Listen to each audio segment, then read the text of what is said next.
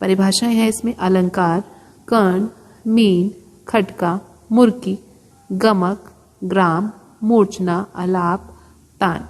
ये सभी परिभाषाएं आपकी आ रही हैं। हम सभी टॉपिक्स को करते हुए उनके सभी के एमसीक्यूज टॉपिक के बाद में हम करते जाएंगे। तो सबसे पहला टॉपिक है हमारा अलंकार। डेफिनेशंस में सबसे पहले डेफिनेशन है हमारी अलंकार। इसके मुख्य बिंदु इस प्रकार हैं, आप पॉइंट्स में इनको एग्जाम में लिख सकते हैं। विशेष वर्ण समुदाय अलंकार कहलाता है। तो विशेष वर्णों का समूह हम अलंकार कहते हैं उसको। विशिष्ट वर्ण संदर्भ अलंकार प्रचक्षते, जिसका अर्थ है विशेष वर्ण समुदाय अलंकार है। यह संस्कृत भाषा का शब्द है। इसका दूसरा नाम है पलटा, जिसका अर्थ होता है उलटना। चढ़ते हुए क्रम को हम आरोह कहते हैं और उतरते हुए क्रम को हम अवरोह कहते हैं। अलंकार क्रम अनुसार और नियमबद्ध होते हैं। इसके 4 प्रकार हैं, सरल, जटिल, उर्दू और मेरुखंड। भरत मुनि के अनुसार राग सौंदर्य का गहना है। भरत ने 33 अलंकार माने हैं, मतंग मुनि ने 33 अलंकार माने हैं, अहोबल जी ने 69 अलंकार माने हैं और शारंग देव जी ने 63 अलंकार माने हैं। तो अलंकार टॉपिक में आपको इतना लिखना इनफ है। अलंकार के बहुविकल्पीय प्रश्न। तो नंबर 1 क्वेश्चन है, विशेष वर्ण समुदाय को कहते हैं। तो विशेष वर्ण समुदाय कहलाता है हमारा अलंकार। तो इसका घ ऑप्शन हमारा करेक्ट होगा, घ अलंकार। नेक्स्ट क्वेश्चन है, अलंकार किस भाषा का शब्द है। तो अलंकार संस्कृत भाषा का शब्द है, तो का ऑप्शन करेक्ट है। नेक्स्ट क्वेश्चन है, अलंकारों का प्रयोग अलग अलग लयों के आधार पर उल्टे या सीधे क्रम में होता है, इसलिए इसे कहते हैं आरोह, अवरोह, पलटा या गमक। तो उलट पुलट रचना के कारण इसको हम पलटा भी कहते हैं। तो ख ऑप्शन हमारा करेक्ट होगा, पलटा। नेक्स्ट क्वेश्चन है, स्वरों के चढ़ते क्रम को क्या कहते हैं, या स्वरों के नीचे से ऊपर जाने के क्रम को क्या कहते हैं। तो स्वर, अवरोह, आरोह या अलंकार। तो स्वरों का चढ़ता हुआ क्रम या नीचे से ऊपर जाता हुआ क्रम आरोह कहलाता है। तो का ऑप्शन करेक्ट है। नेक्स्ट क्वेश्चन है, स्वरों के उतरते क्रम को क्या कहते हैं, या स्वरों के ऊपर से नीचे आने के क्रम को क्या कहते हैं। अवरोह, आरोह, पकड़ या अलंकार। तो ऊपर से नीचे आने के क्रम को अवरोह कहते हैं। नेक्स्ट, अलंकार अनिवार्य है। अनियमित, अस्थिर और अनियमित, क्रम अनुसार और नियमबद्ध या केवल क्रमानुसार। तो अलंकार अनिवार्य है। अलंकार क्रम अनुसार होना चाहिए और नियमबद्ध होना चाहिए, मतलब नियम से होना चाहिए। तो ग ऑप्शन करेक्ट है। नेक्स्ट, अलंकार का साधारण अर्थ क्या है, आभूषण या गहना, पलटा, उलटना या रस। तो अलंकार का साधारण अर्थ है आभूषण या गहना। अलंकार का दूसरा नाम क्या है, पलटा, आभूषण, गहना या अवरोह। तो अलंकार का दूसरा नाम है पलटा। अलंकार को पलटा नाम से भी जानते हैं, उलट पुलट रचना के कारण इसको हम पलटा भी कहते हैं। नेक्स्ट क्वेश्चन है, नियमित स्वर समूहों को कहते हैं आलाप, अलंकार, स्वर या आरोह। तो नियमित स्वर समूहों को हम अलंकार कहते हैं। तो ख ऑप्शन करेक्ट है। नेक्स्ट क्वेश्चन, संगीत सिखाते समय सबसे पहले क्या सिखाया जाता है, तान, अलंकार, आलाप या राग। तो सबसे पहले संगीत में हम अलंकार पढ़ाते हैं। नेक्स्ट क्वेश्चन है, अलंकार कितने प्रकार के होते हैं, 2, 3, 5 या 4। तो अलंकार मुख्य 4 प्रकार के होते हैं, जटिल, अर्धजटिल, उर्दू और मेरुखंड। नेक्स्ट क्वेश्चन है, निम्न में से कौन सा अलंकार का प्रकार नहीं है, जटिल, मेरुखंड, उर्दू और आरोह। तो आरोह हमारा अलंकार का प्रकार नहीं है। नेक्स्ट क्वेश्चन है, निम्न में से कौन सा अलंकार का प्रकार है, मेरुखंड, आरोह, अवरोह या पकड़। तो अलंकार का प्रकार निम्न में से है मेरुखंड। तो का ऑप्शन करेक्ट है। नेक्स्ट क्वेश्चन है, अलंकार राग सौंदर्य का गहना है, यह किसका कहना है। तो भरत मुनि के अनुसार अलंकार राग सौंदर्य का गहना है। ये एमसीक्यू बोर्ड में आ चुका है। नेक्स्ट क्वेश्चन है, पलटा शब्द कौन से काल में प्रचलित हुआ। तो ये भी हमारा एमसीक्यू जो बोर्ड में आ चुका है। तो अलंकार में पलटा शब्द मुस्लिम काल में प्रचलित हुआ। तो मुस्लिम काल। पलटा का अर्थ है उलटना, का उलटना। क्वेश्चन नंबर 17, अहोबल ने कितने अलंकार माने हैं, 60, 65, 69 या 64। तो अहोबल जी ने 69 अलंकार माने हैं। क्वेश्चन नंबर 18, शारंगदेव जी ने कितने अलंकार माने हैं? 63, 65, 53 या 62। तो शारंगदेव जी ने कुल 63 अलंकार माने हैं। नेक्स्ट क्वेश्चन, महर्षि भरत ने कितने अलंकार माने हैं? 30, 31, 33 या 32। तो इस महर्षि भरत ने 33 अलंकार माने हैं। नेक्स्ट क्वेश्चन है, मतंग मुनि जी ने कितने अलंकार माने हैं? 32, 33, 30 या 31। तो महर्षि भरत और मतंग मुनि जी ने 33 अलंकार माने हैं। तो दोनों के आंसर ही सेम है, 33। टॉपिक कर्ण। कर्ण का साधारण अर्थ होता है तिनका। इसकी परिभाषा है मुख्य स्वर के अगले या पिछले स्वर को मात्र स्पर्श करना कर्ण कहलाता है। मुख्य स्वर हम कोई भी मान लेते हैं, अगर उससे पहले का स्वर हम टच करते हैं तो उसको भी कर्ण कहेंगे, हल्का सा टच करने को, या बाद वाले स्वर को टच करते हैं तो उसको हम स्पर्श करने को हम कर्ण कहेंगे। इसका प्रयोग कहाँ किया जाता है? इसका प्रयोग संगीतक रचनाओं को सजाने और संवारने के लिए किया जाता है। इसका दूसरा नाम है स्पर्श स्वर, क्योंकि हम इसको टच करते हैं तो इसलिए हम इसको स्पर्श स्वर भी कहते हैं, या इसको ग्रेस नोट भी कहा जाता है। इसके दो प्रकार हैं, नंबर 1 पूर्व लगन कर्ण और नंबर 2 अनुलगन कर्ण। पूर्व लगन कर्ण जब हम मूल स्वर का मतलब होता है मुख्य स्वर आप कोई भी मान सकते हैं, गा, मा, पा, धा, नी, कोई भी स्वर अगर आप मान रहे हैं तो उसके जो बाईं ओर लिखा हुआ है, स्वर के बाईं ओर लिखा जाता है, उसे हम पूर्व लगन कहते हैं। जैसे हमने मुख्य स्वर माना यहाँ गा, मैंने हम गा स्वर माने हैं। अगर आप मा स्वर मानते हैं तो उससे पहले वाला स्वर होता मा से पहले गा। अब मैंने गा माना है, गा से पहले होता है जो इसकी गा के बाईं ओर है, मीन्स लेफ्ट साइड में, वो है गा के लेफ्ट साइड में रे। गा से पहले रे आता है तो ये है कहलाएगा हमारा पूर्व लगन कर्ण, क्योंकि हमने गा से पहले वाले स्वर को टच किया है और इसको इस प्रकार से लिखा जाता है। ये एमसीक्यूज में आ जाता है कि ये किसका प्रकार है। नेक्स्ट है अनुलगन कर्ण। जब हम मूल स्वर मीन्स मुख्य स्वर के दाईं ओर स्वर को लिखते हैं तो उसे हम अनुलगन कर देते हैं। जैसे गा स्वर मैंने मुख्य स्वर माना है और उसके दाईं मीन्स राइट हैंड साइड में लिखा है गा के बाद वाला स्वर जो है मा। तो ये था हमारा टॉपिक, इतना इनफ है करने के लिए। कर्ण के बहुविकल्पीय प्रश्न। कर्ण शब्द का अर्थ है छोटा सा टुकड़ा, स्वरों का तनिक छू जाना, स्वरों का मादा प्रयोग या एक प्रयोग। तो कर्ण शब्द का जो अर्थ है वो है छोटा सा टुकड़ा। नेक्स्ट क्वेश्चन है, किसी स्वर का तिनके जितना प्रयोग करना कहलाता है। तो तिनके जितना प्रयोग मतलब छोटा सा टुकड़ा, तो उसको कहते हैं कर्ण। तो तिनके जितना प्रयोग करना हमारा कर्ण कहलाता है। क्वेश्चन नंबर 3, कर्ण कितने प्रकार के होते हैं? 4, 2, 3 या 7। तो कर्ण कुल 2 प्रकार के होते हैं, पूर्व लगन कर्ण और अनुलगन कर्ण। का answer is correct. Next question है, कर्ण के पूर्व लगन कर्ण से क्या तात्पर्य है?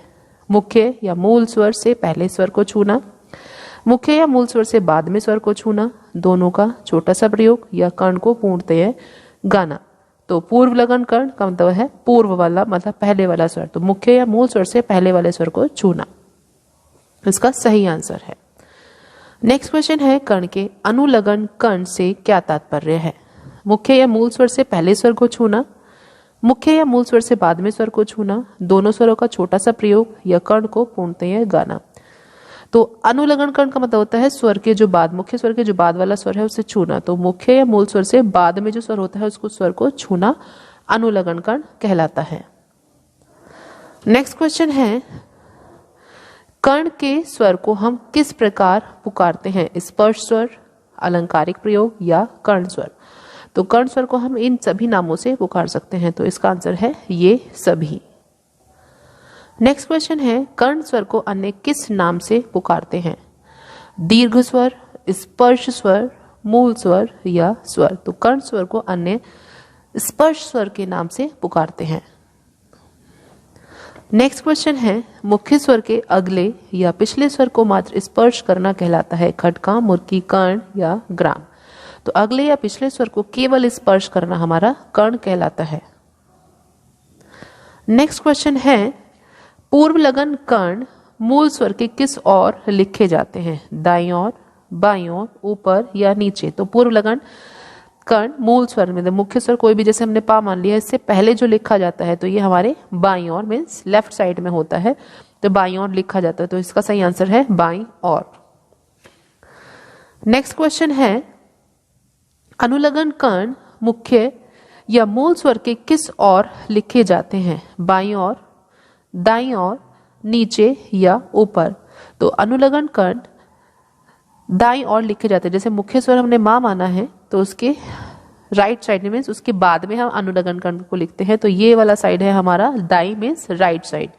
पूर्वलग्न कर्ण बाईं ओर पहले, जैसे यह कह सकते हैं लेफ्ट वाले साइड में, और ये स्वर के बाईं ओर है। जो अनुलग्न कर्ण है मुख्य स्वर के बाद में या राइट हैंड साइड पर लिखे जाते हैं, तो इसका सही आंसर है ख, दाईं ओर। मीन को जो प्राचीन नाम है वो है वली। मीन प्राचीन गमक का एक प्रकार है जो है वली। किसी एक स्वर से दूसरे स्वर तक आवाज को बिना खंडित करते हुए जाना मीन कहलाता है। मीन्स जब हम एक स्वर से दूसरे स्वर पर बिना आवाज को तोड़े हुए जा रहे हैं तो उसको हम मीन कहते हैं। जैसे सा से माँ तक जाते हुए रे गा, सा और माँ के बीच में है रे गा को सिर्फ स्पर्श मात्र करना, उसको हम केवल टच करते हैं और इन स्वरों पर रुकना नहीं होता। ये स्वर अलग अलग सुनाई नहीं पड़ते, तो इसको हम मीन कहते हैं। मीन के लिए स्वरों के ऊपर उल्टा अर्धचंद्र लगाते हैं। स्वरों के ऊपर उल्टा अर्धचंद्र लगा दिया है, जैसे सा माँ के ऊपर आधा चांद। मीन से गायन वादन में रंजकता और कोमलता अधिक रूप से आती है। तो ये था टॉपिक हमारा मीन के बहुविकल्पीय प्रश्न। क्वेश्चन है, मीन प्राचीन डैश का एक प्रकार है? गमक, तान, आलाप या अलंकार? तो मीन प्राचीन गमक का एक प्रकार है, तो का answer is correct. Next question है, मीन का प्राचीन नाम क्या है? त्रिप, स्फुरित, वली या आहत? तो मीन का प्राचीन नाम है वली। नेक्स्ट क्वेश्चन है, आवाज को बिना खंडित किए एक स्वर से दूसरे स्वर पर जाना कहलाता है? मीन, आलाप, तान या गमक? तो आवाज को वो बिना खंडित किए एक स्वर से दूसरे स्वर पर जाना मीन कहलाता है, तो करेक्ट आंसर है क, मीन। नेक्स्ट क्वेश्चन है, सा स्वर से मां स्वर तक जाते हुए रे गा को सिर्फ स्पर्श करते हुए जाना कहलाता है? आलाप, तान, मुर्की या मीन? जो हम सा से मां पर जा रहे हैं, बीच वाले स्वरों को केवल स्पर्श कर रहे हैं, तो उसको हम कहते हैं मीन। घ answer is correct. Question number 5, mean के लिए किस चिन्ह का प्रयोग किया जाता है? प्लस, जीरो या उल्टा आधा चांद या क्रॉस? तो मीन के लिए उल्टा अर्धचंद, जिसे सामा और उसके ऊपर आधा चांद इस तरीके से लगाया जाता है, तो आंसर है ग। नेक्स्ट क्वेश्चन है, मीन लिखने के लिए उल्टा अर्धचंद्र कहाँ लगाते हैं? दाईं ओर, बाईं ओर, ऊपर या नीचे? तो मीन लिखने के लिए उल्टा अर्धचंद्र सा के ऊपर और माँ के ऊपर जो उल्टा अर्धचंद्र लगाया है ये ऊपर लगाया है, तो इसका सही आंसर है ऊपर। नेक्स्ट क्वेश्चन है, मीन के कितने प्रकार होते हैं? 3, 4, 1 या 2? तो मीन के 2 प्रकार होते हैं, अनुलोम और विलोम। नेक्स्ट क्वेश्चन है, अटूट ध्वनि में स्वरों को गाना बजाना कहलाता है? तान, आलाप, मीन या कर्ण? तो अटूट ध्वनि में स्वरों को गाना बजाना मीन कहलाता है। नेक्स्ट टॉपिक है खटका। खटका का साधारण अर्थ है डर, भय, संदेह। यह भी एक प्राचीन गमक का एक प्रकार है। इसकी जो परिभाषा है, जब 4 या 4 से अधिक स्वरों को गोलाई बनाकर द्रुत लय मतलब तेज लय में प्रयोग करते हैं तो उसे खटका कहते हैं। खटका लिखने के लिए स्वर को कोष्ठक अर्थात ब्रैकेट, जो ब्रैकेट होता है ब्रैकेट में लिखते हैं। जैसे पा स्वर पर हमें खटका दिखाना है तो पा को हमने ब्रैकेट में लिखा है, अर्थात धा के जो बाद वाला स्वर है पहले हमने वो लिया है, पा के बाद आता है धा, फिर अगेन जो हमने मेन स्वर माना है पा, फिर इससे पहले वाला स्वर मा, फिर अगेन पा, धा पा, मा पा। इसका अधिक प्रयोग ठुमरी, दादरा और टप्पा में किया जाता है। तो ये शॉर्ट में इतना लिखना इनफ है। खटका के बहुविकल्पी प्रश्न। खटका शब्द से क्या अभिप्राय है? भय, डर, स्वर, सजीवता या आलाप? तो खटका शब्द से अभिप्राय है भय या डर। नेक्स्ट क्वेश्चन है, खटका में एक साथ कितने स्वरों को गाया बजाया जाता है? या खटके में कितने स्वर प्रयोग होते हैं? 4, 3, 7 या 2? तो खटके में 4 स्वरों का प्रयोग किया जाता है। नेक्स्ट क्वेश्चन है खटका का प्राचीन नाम है लीन, कंपित, आंदोलित या वली। तो खटका का प्राचीन नाम है कंपित।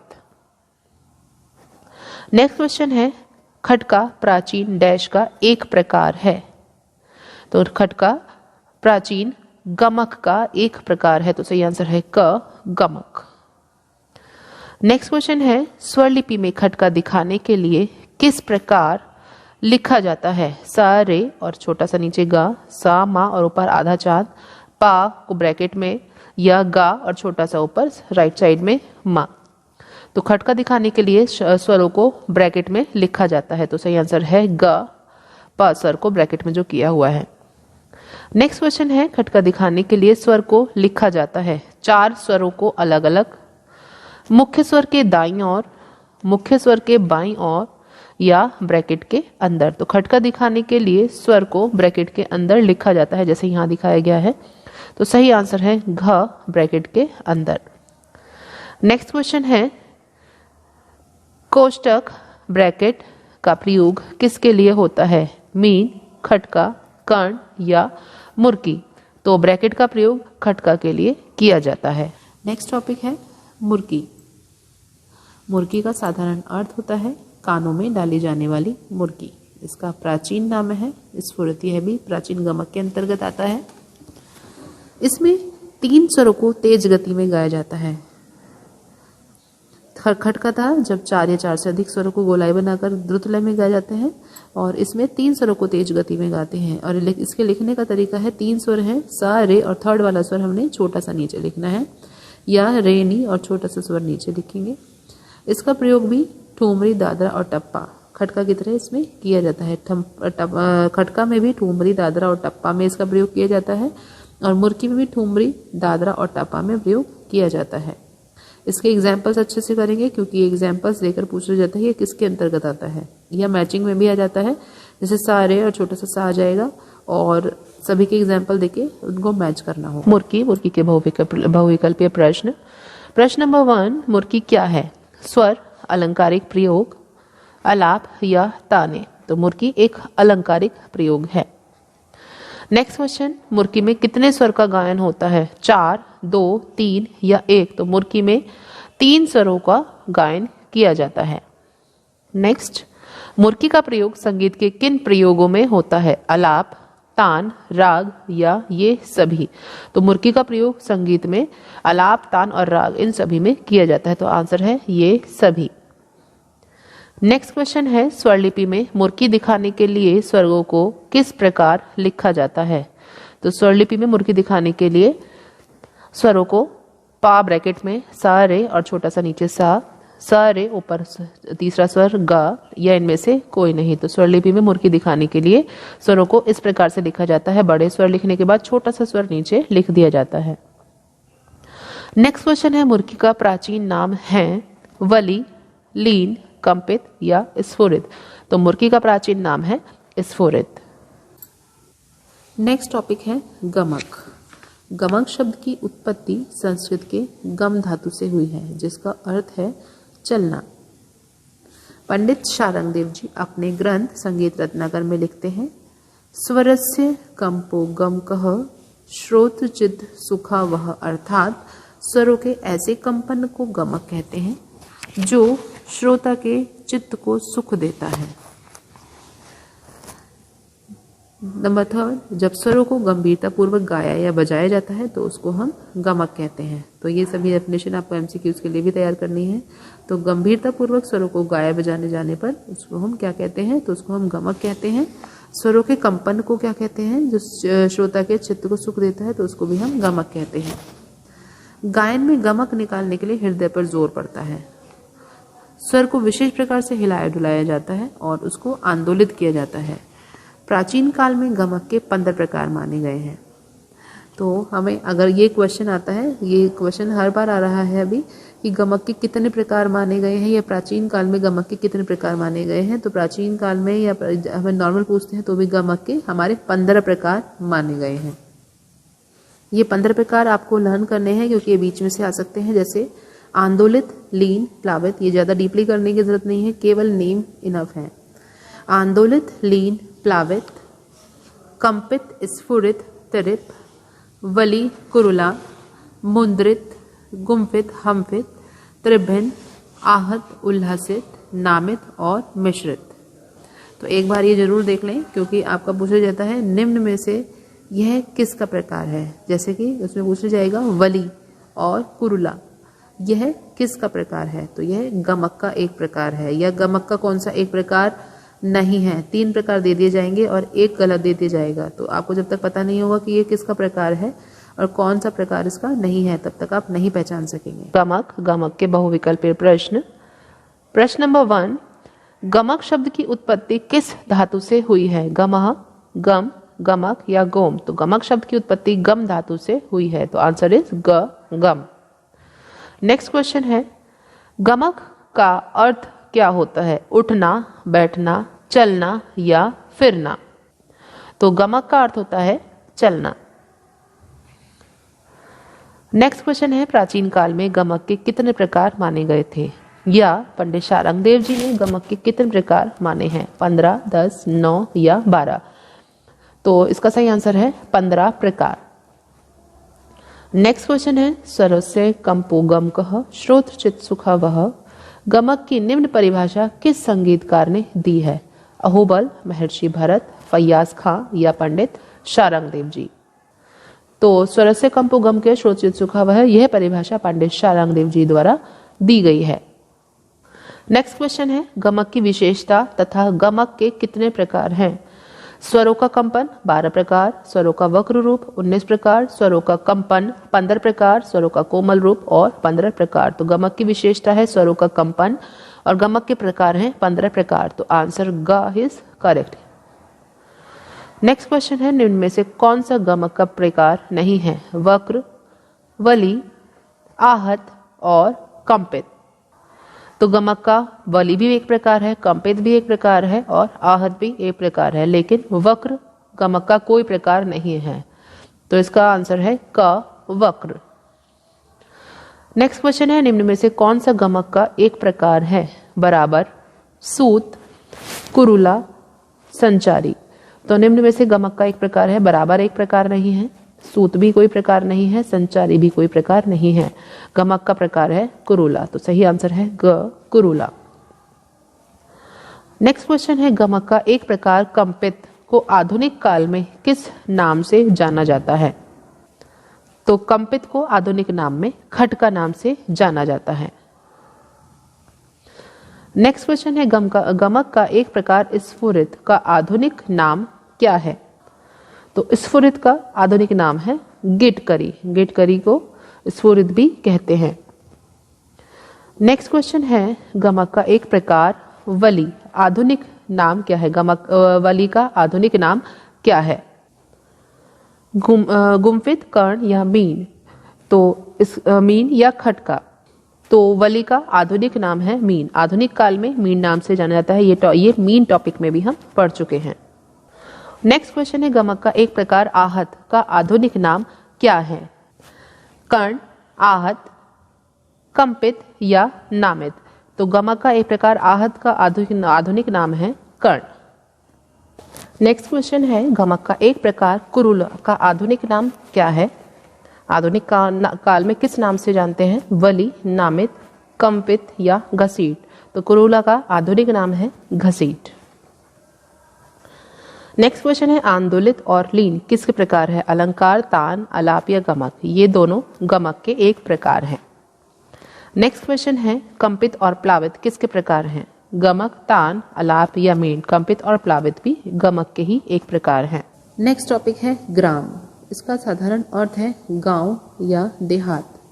मतंग मुनि जी अपने ग्रंथ बृहदेशी में लिखते हैं, जिस प्रकार बहुत से आदमियों के रहने की जगह को हम गांव कहते हैं, उसी प्रकार स्वर और श्रुतियों के रहने की जगह को हम ग्राम कहते हैं। मैं दोबारा से बता रही हूँ, मतंग मुनि जी के अनुसार जिस प्रकार बहुत से आदमियों के रहने की जगह को गांव कहते हैं, उसी प्रकार स्वर और श्रुतियों के रहने की जगह को हम ग्राम कहते हैं। संगीत रत्नाकर में, जो आपके सिलेबस में है, पंडित शारंगदेव जी लिखते हैं, ऐसा स्वर समूह जो मूर्छनाओं का आधार हो, ग्राम कहलाता है। फिर से सुनिए, ऐसा स्वर समूह जो मूर्छनाओं का आधार हो ग्राम कहलाता है। संगीत पारिजात में जो सिलेबस में है आपके, पंडित अहोबल जी लिखते हैं स्वरों का समूह ग्राम कहलाता है। तो अंत में हम कह सकते हैं निश्चित श्रुतियों के अंतर पर स्थापित 7 स्वरों के समूह को ग्राम कहते हैं।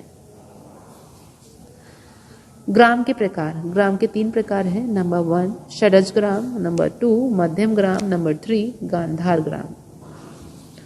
7 स्वर किस प्रकार से विभाजित हैं? 4-3-2, 4-4-3-2। ये जो ग्राम है, मैंने अलग अलग स्वरों पर किस प्रकार से हम श्रुतियों पर स्वर स्थापित है मैंने चार्ट बनाकर दिखाया है। आप ग्राम टॉपिक में जाकर देख सकते हैं। 4-3-2, 4-4-3-2। इसमें लिए आप क्या करेंगे? सा, रे, ग, म, प, ध, नी। तो 4-3-2 432, दोबारा 432, बीच में 4 लिखिए। तो ये षडज ग्राम के स्वर हैं, श्रुति अंतरों पर स्थापित है। तो आप देखेंगे अगर पूछा जाता है कि 5 स्वर की कितनी श्रुतियां हैं, तो 5 स्वर के ऊपर लिखा है 4, 5 स्वर की 4 श्रुतियां हैं। और अगर पूछा जाता है कौन सी श्रुति पर स्थापित है, तो इन सभी को ऐड करना है। 4 + 3 7 + 2 9 + 4 13, 13 + 4 17 श्रुति पर पा स्वर हमारा स्थापित है। लेकिन हम अगर मध्यम ग्राम देखते हैं, मध्यम ग्राम में 432, 4 जो 432 था, 4 और 3 आपस में एक्सचेंज हो गए हैं। तो यहाँ पर देखिए पास स्वर कौन सी श्रुति पर है? 4 + 3 7 + 2 9 13 14 15 16। मध्यम ग्राम में पास स्वर 16 श्रुति पर है और षडज ग्राम में 17 श्रुति पर पास स्वर स्थापित है। नेक्स्ट है गंधार ग्राम। इसका प्रयोग गंधर्व लोग किया करते थे और उनके स्वर्ग जाने से गंधर्व संगीत उनके साथ चला गया, ऐसा माना जाता है। तो केवल 2 ग्रामों का उल्लेख किया गया है। पहले में 432, 432, दूसरे में मध्यम ग्राम में 432, 4 342। ग्राम के बहुविकल्पीय प्रश्न। ग्राम कितने प्रकार के होते हैं? 3, 4, 7 या 2। ग्राम 3 प्रकार के होते हैं, षडज, मध्यम और गांधार। तो आंसर है क 3। नेक्स्ट क्वेश्चन है कौन सा ग्राम विद्वानों के अनुसार स्वर्गवासी है? षडज ग्राम, मध्यम ग्राम या गांधार ग्राम या इनमें से कोई नहीं। तो गांधार ग्राम को स्वर्गवासी बताया गया है। गांधार ग्राम इज करेक्ट। नेक्स्ट क्वेश्चन है षडज ग्राम में 7 स्वर कौन सी श्रुति पर स्थापित है? चौथी, दूसरी, 13वीं या 5वीं। तो षडज ग्राम में 7 स्वर चौथी श्रुति पर स्थापित है। नेक्स्ट क्वेश्चन है षडज ग्राम के अनुसार 7 स्वरों की क्रमशः श्रुतियों की संख्या है? सामापा की 4-4, रेधा की 3-3, गाने की 2-2। या सामापा की 3-3, रेधा की 2-2, गाने की 4-4। इसको हम कैसे करेंगे? हमने नंबर्स किए थे 4-3-2, 4-4-3-2। सारे गमा पाधा निसा हमने इसके नीचे लिख लिए हैं। अब देखते हैं 4 किस किस की हैं। तो 4 4 4, सा के ऊपर 4 है, माँ के ऊपर 4 है और पा के ऊपर 2 है। तो सामापा की 4-4 है, रे के ऊपर 3 है, धा के ऊपर 3 है। तो रेधा की 3-3 है, गा और नी बचे हैं, गानी की 2-2 हैं। तो देखिए सामापा की 4-4, रेधा की 3-3 और गानी की 2-2। आंसर क, ऑप्शन क इज करेक्ट।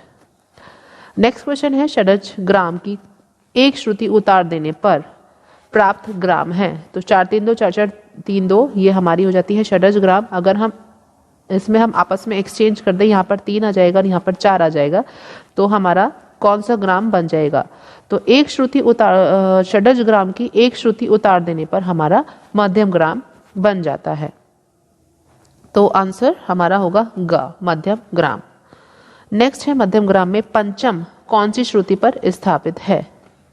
तो मध्यम ग्राम में पंचम हम जैसे मैंने बताया 4-3-2, 4-3-4-2 ये आपस में एक्सचेंज हो गए थे षडज ग्राम के।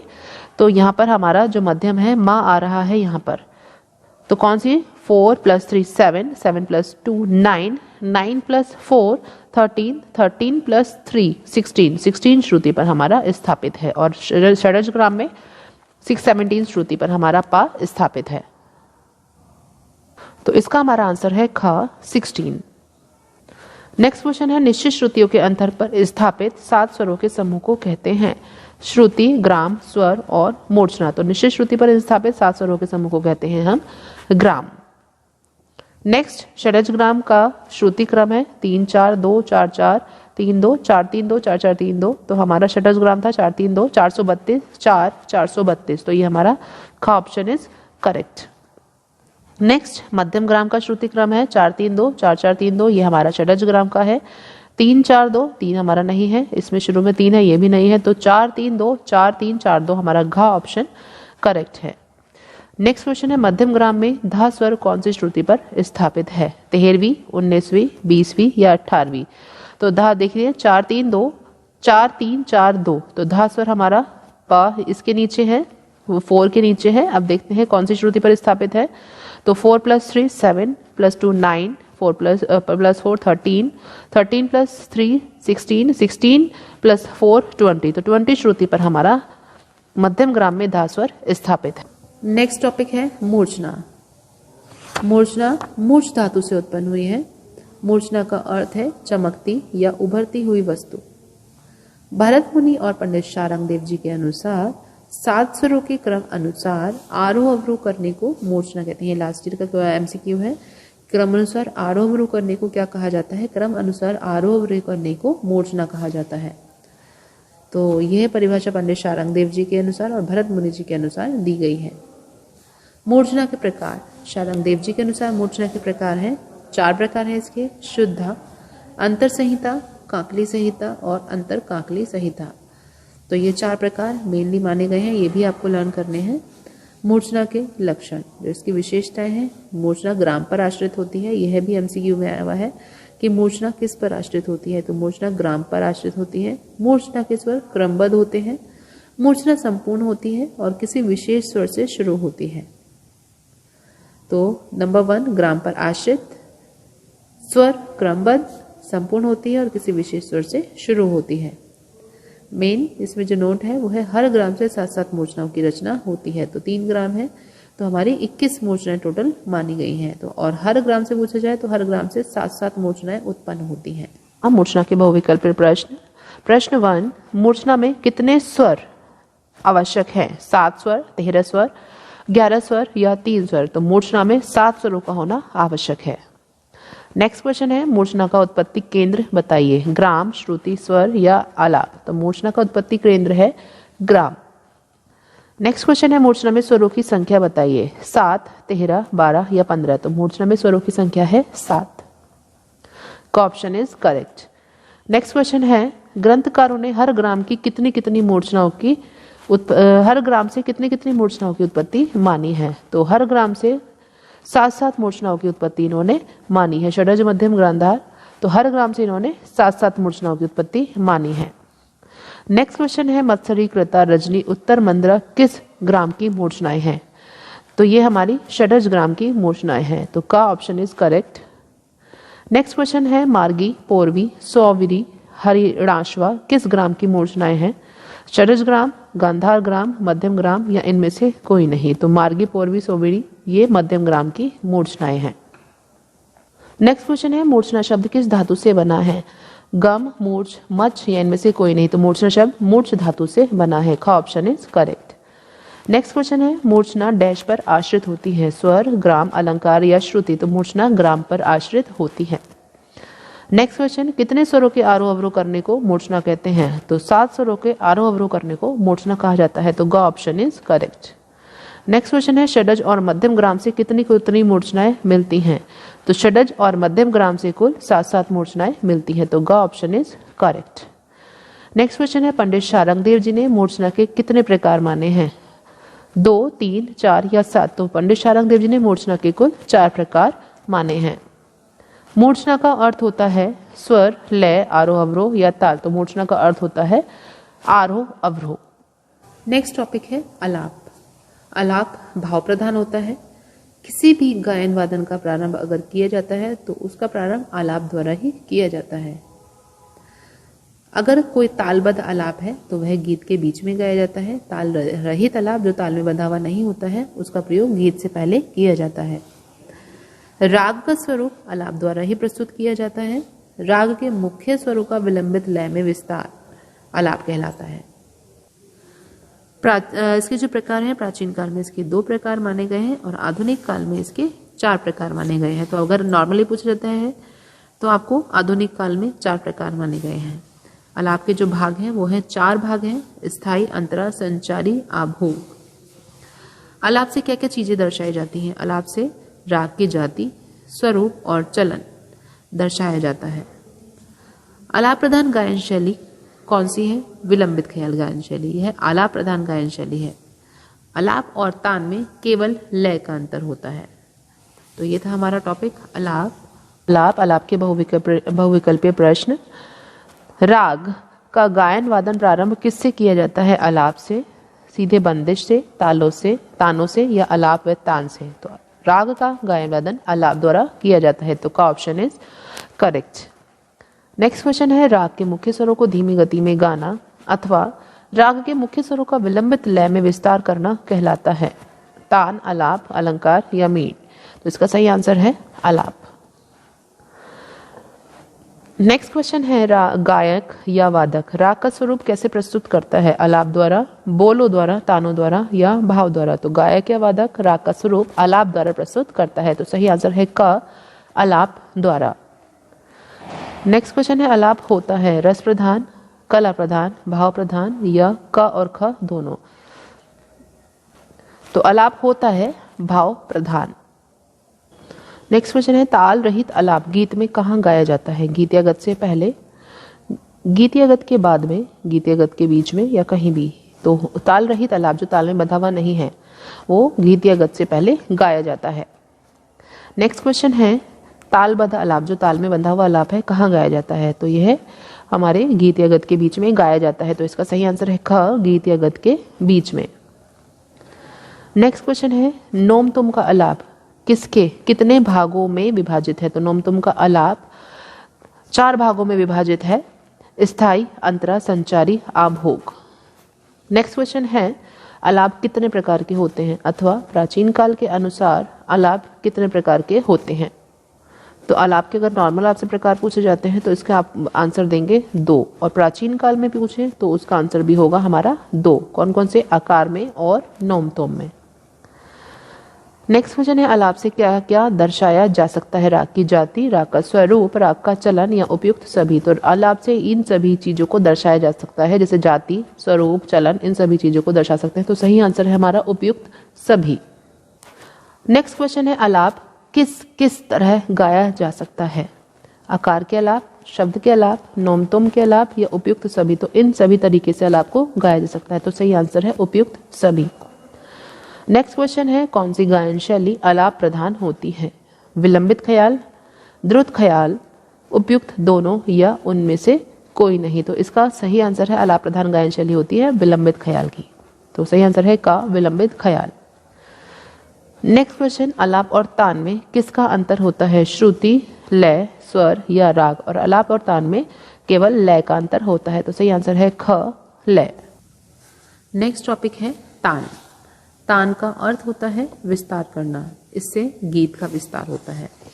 इसकी जो परिभाषाएं हैं वो इस प्रकार है, किसी राग के स्वरों को द्रुत, लय तथा आकार में गाने को हम तान कहते हैं। मीन्स राग के स्वरों को तेज गति में गाने को हम तान कहते हैं। आलाप और तान में केवल लय का अंतर होता है। तान चमत्कार और कला प्रधान होती है। तानों को गाते समय राग के वादी, संवादी, वर्जित स्वरों का ध्यान रखा जाता है। तानों में लय का महत्व ज्यादा होता है, इसलिए छोटे ख्याल में बराबर की लय या दुगुन में और बड़े ख्याल में विलंबित गत में चौगुन या अठगुन में गायक ताने गाते हैं। वादक कलाकार तोड़े बजाते हैं। अगर हम वाद्य पर कोई भी तान बजा रहे हैं तो उसको हम ताने ना कहकर उसको हम तोड़े कहते हैं। तो क्वेश्चन जो बोर्ड में आया था, वाद्यों पर बजने वाले तानों को क्या कहा जाता है? तो वाद्यों पर बजने वाले तानों को तोड़े कहा जाता है। आइए करते हैं तानों के कुछ प्रकार जो मैंने बहुत इजी तरीके से कराए हैं। नंबर 1, शुद्ध तान, कूट तान, मिश्र तान, अलंकारिक तान, छूट की तान, दानेदार तान, गमक की तान, लडंत की तान, बोल की तान, बराबर की तान, फिरत की तान, जबड़े की तान और वक्र की तान। तो आइए लर्न करने का तरीका बताती हूँ, किस तरीके से आपको ये लॉन्ग टाइम तक लर्न रह सकते हैं। फनी वे में हम लर्न करेंगे, जैसे शुद्ध तान। कोई बच्चा क्लास में आया, बहुत ज़्यादा सिंपल था, बहुत ज़्यादा सीधा था, तो था शुद्ध तान। बच्चों ने उसे खूब पीटा, कूट तान, कूटा, बच्चों ने कूटा, वो सबके साथ मिक्स होना शुरू हो गया तो मिश्र तान। तो बच्चा आया सीधा था शुद्ध तान, उसे क्या किया, कूटा, लड़ाई की उससे, तो कूट तान, और वो सबके साथ फिर मिक्स हो गया, फ्रेंड्स बनाए उसने, तो मिश्र तान। म्यूजिक टीचर आए, सबसे पहले क्या याद करेंगे, अलंकारिक तान। वो घर पर गया, जाकर छत पर अलंकार याद कर रहा था, तो पड़ोसी की चिड़िया छूट गई, तो छूट की तान, चिड़िया छूट गई, फिर उसको वो दाने डालेगा, तो दानेदार तान, दाने डाले लेकिन चिड़िया वापस नहीं आई, तो वो गम में डूब जाएगा, तो गमक की तान, गम में डूब गया, फिर क्या होगा, वो उससे लड़ने के लिए आता है, लडंत की तान, लड़ते लड़ते बोलता है, बोल की तान, कि मैं नई चिड़िया खरीदूंगा, जितना भी खर्चा आएगा वो हम बराबर बराबर कहेंगे, बराबर की तान, नहीं तो फिर से फिरत की तान, तेरा जबड़ा तोड़ दूंगा, जबड़े की तान, और जबड़ा टूटने पर हो जाएगा वक्र, वक्र की तान। तो इस तरीके से आप स्टोरी बनाकर इसको लर्न कर सकते हैं। तान, तान के बहुविकल्पीय प्रश्न। क्वेश्चन नंबर 1, तान संस्कृत की किस धातु का शब्द है? तान, तन, तह या इनमें से कोई नहीं। तो तान शब्द संस्कृत की तन धातु का शब्द है। नेक्स्ट क्वेश्चन, तान का अर्थ होता है चलना, दौड़ना, गाना या विस्तार करना। तो तान का अर्थ होता है घ, विस्तार करना। नेक्स्ट क्वेश्चन है, तान की गति कैसी होती है? द्रुत, विलंबित, मध्य या इनमें से कोई नहीं। तो तान की गति होती है द्रुत, मतलब तेज। तो कहीं सही आंसर है क, द्रुत। नेक्स्ट क्वेश्चन है, यदि किसी आलाप को द्रुत लय में गाया जाए तो वह कहलाएगा आलाप, श्रुति, तान या गमक। तो आलाप को अगर आलाप की गति तेज कर देते हैं तो उसको हम कहते हैं तान। नेक्स्ट क्वेश्चन है, वाद्यों पर बजने वाली तानों को क्या कहते हैं? आलाप, तोड़े, द्रुत तान या अलंकार। तो वाद्यों पर बजने वाली तानों को हम तोड़े कहते हैं। तो सही आंसर है ख, तोड़े। नेक्स्ट क्वेश्चन है, जब तान में गीत के बोलों का प्रयोग किया जाए तो उन्हें क्या कहते हैं? वक्र तान, छूट की तान, बोल तान या कूट की तान। जब गीत के बोलों का प्रयोग किया जाए तो उसे हम कहते हैं ग, बोल तान। बोल प्रयोग हो रहे हैं तो बोल तान। नेक्स्ट क्वेश्चन है, शुद्ध तान को डैश तान भी कहते हैं? सपाट तान, कूट तान, वक्र तान या अलंकारिक तान। तो शुद्ध तान को सपाट तान के नाम से भी जानते हैं। नेक्स्ट क्वेश्चन है, शुद्ध और कूट तान के मिश्रण को क्या कहते हैं? फिरत की तान, बराबर की तान, मिश्र तान या दानेदार तान। यहां मिश्रण हुआ है तो इसको कहेंगे मिश्र तान। नेक्स्ट, किस तान में कर्ण का प्रयोग किया जाता है? कूट तान, वक्र तान, छूट तान या दानेदार तान। तो कर्ण मतलब होता है छोटा सा तिनका या दाना। तो किस तान का में कर्ण का प्रयोग किया जाता है? तो ये है इसका आंसर दानेदार तान। नेक्स्ट क्वेश्चन, किस तान की लय बदलती रहती है? लडंत की तान, गमक की तान, कूट की तान या बराबर की तान।